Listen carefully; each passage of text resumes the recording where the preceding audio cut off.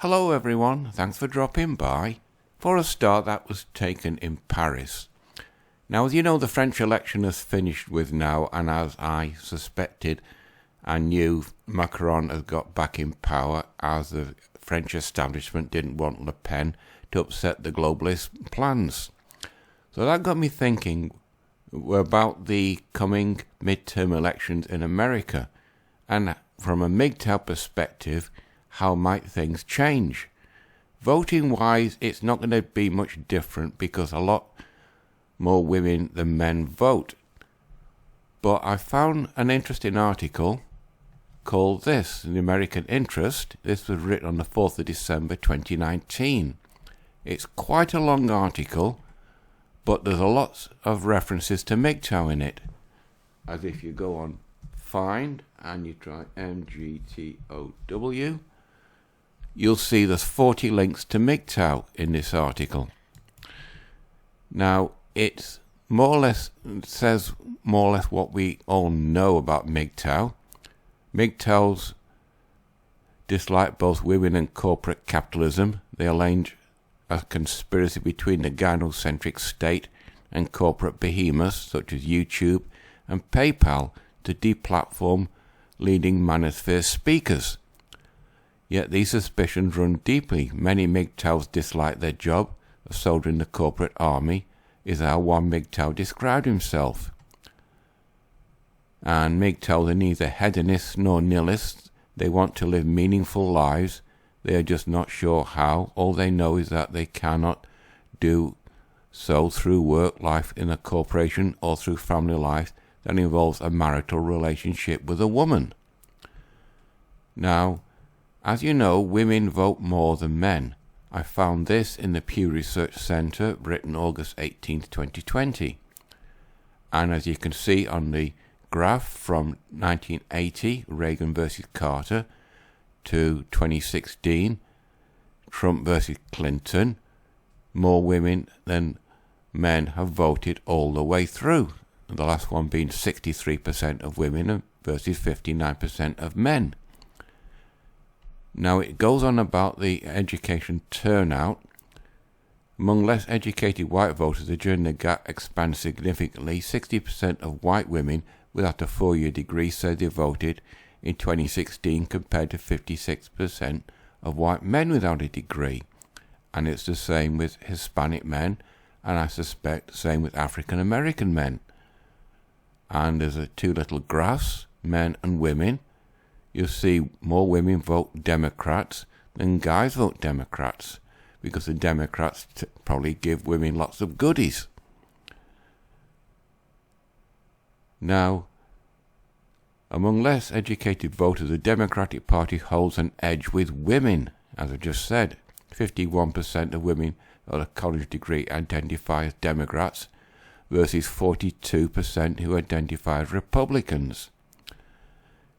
Now, if you look on the United States Census, it says voting rates for race and Hispanic origin. And it gives you a breakdown of the various races. African Americans are becoming less likely to vote, but compared with white guys, white Americans, which tend to bump along, and Hispanics, more or less, are an even Steven. Voting by age. Now, young people tend to be up and down with emotions, especially young women, as you can see with this graph. This graph tends to be in the prime age group where MGTOWs come from, but their vote is dropping. This is a group which is more likely divorced, and you can see the vote is dropping.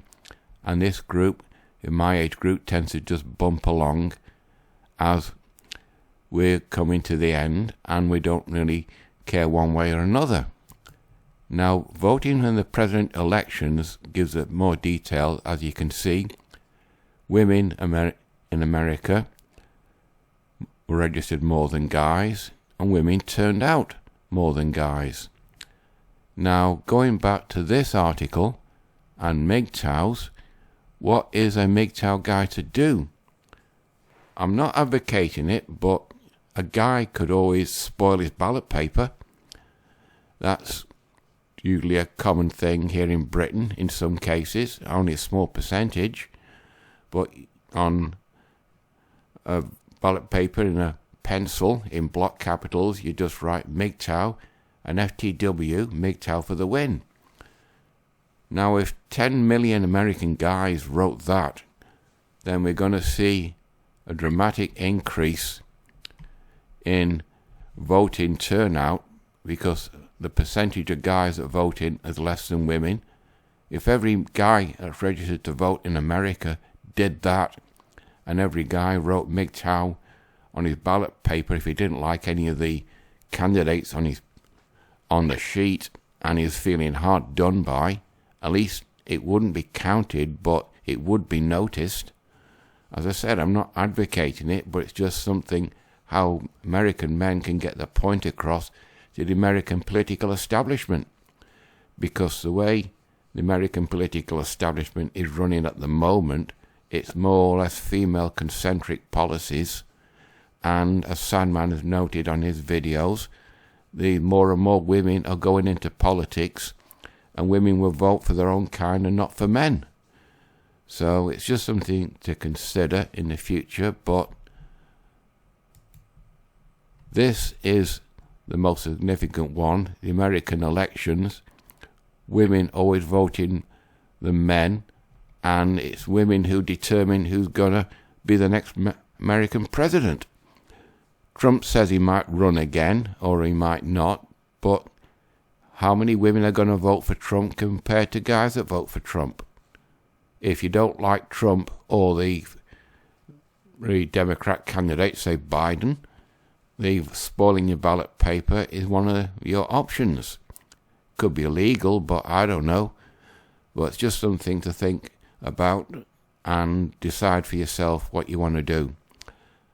Sorry if it's a bit iffy, people, but I couldn't really find much to talk about on this topic, but I'll see if I can find a bit more. But for now, I think we're on the 10-minute mark, so that's it for this one, people. You know the routine, like, dislike, etc.